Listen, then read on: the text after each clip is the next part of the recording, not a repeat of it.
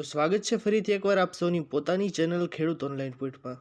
દોસ્તો, અમુક દીકરીઓ ઘરેથી કહ્યા વગર નીકળી જાય અને કોઈ અન્ય પુરુષ સાથે પોતાની મરજી મુજબ લવ મેરેજ કરી લે છે, તો તે દીકરીઓના મિલકત, જમીન, મકાન, દાગીનામાંથી કાયમ માટેના હકો સમાપ્ત કરવા માટે શું કરવાનું રહેશે, તેના જ વિશેની મહત્વની માહિતી હું આપ સૌને આપવાનો છું।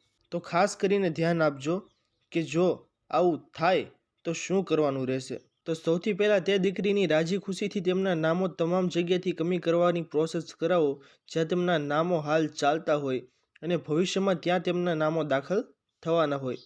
સપોઝ હું આપશોને દાખલા તરીકે જણાવું કે કોઈ પણ ખેતીની જમીન છે, તેમના 7/12માં તેમનું નામ હાલ ચાલી રહ્યું છે, તો તેમાં નામ કમી કરાવવાની પ્રોસેસ તમારે કરાવવાની રહેશે અને જો ભવિષ્યમાં દાખલ થવાનું હોય તો તેની તૈયારી તમારે અગાઉથી કરવાની રહેશે।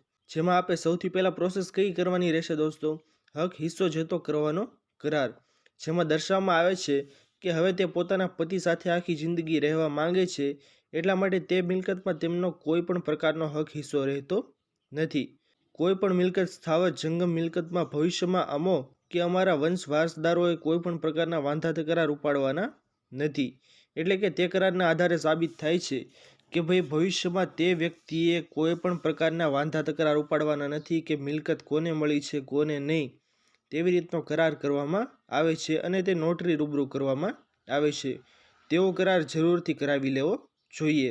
અને જો દીકરીઓ સહી કરી આપવાની ના પાડે તો તેવા કેસીસમાં શું કરી શકીએ અને તેમનું નામ કોઈ જગ્યાએ મિલકતમાં નામ ચાલતું ન હોય અને જો દીકરીઓ સહી કરી આપવાની ના પાડે અને તેમનું કોઈ પણ જગ્યાએ નામ ચાલતું ન હોય, એટલે કે કોઈ પણ મિલકતમાં તેમને ખાતેદાર તરીકે ન બનાવેલા હોય કે કોઈ મકાનમાં તેમનું નામ ચાલતું ન હોય, તો તે વખતે મિલકત માલિક છે તે વ્યક્તિએ વસિયતનામું કરી નાખવું જોઈએ, એટલે કે વિલ લેખ, જેમાં આપે તે દીકરી સિવાયના વારસદારોને મિલકતમાં ભાગ આપવા માટે વસિયતનામું બનાવી શકો છો।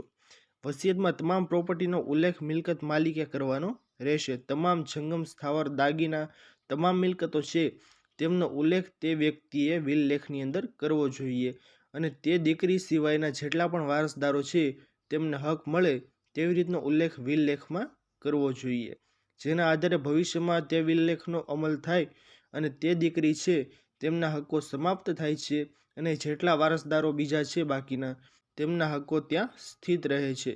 તો આવી રીતની પ્રોસેસ આપ કરાવી શકો છો જો દીકરીઓ ઘરેથી કહ્યા વગર નીકળી જાય। તો આ વિડીયો ફક્ત એજ્યુકેશનના પર્પસ માટે બનાવેલો છે, કોઈ પણ વ્યક્તિની લાગણી દુભાય તેવું કૃત્ય આ વિડીયોની અંદર કરવામાં આવેલ નથી, એટલા માટે ખાસ કરીને આ એક એજ્યુકેશન પર્પસ માટે જ વિડીયો છે।